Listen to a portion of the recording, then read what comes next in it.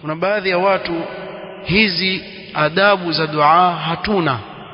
Kama una mtu ana mikono inua hivi, wengine sijui inua vipi, mambo ya ajabu ajabu. Mikono katika dua yana namna tatu.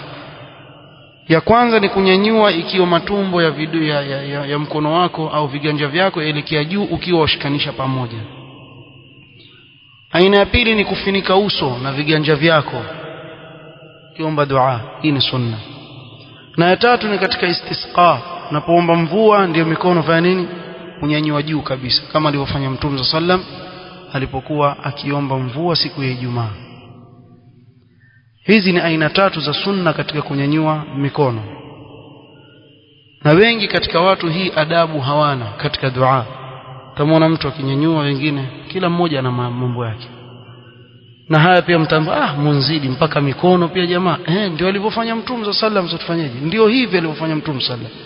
Hii ndio adabu. Na ukitizama ile haia, ukikawe mwenyewe moyo wako utakuwa pale.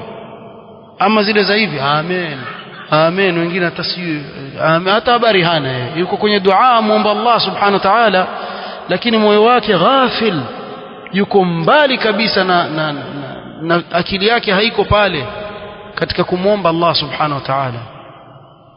Ukimwomba Allah na moyo wako ni ghafil, watarajia nini upawe? Akili yako haikumbuki kuwa uko mbele ya Allah subhanahu wa ta'ala umwomba.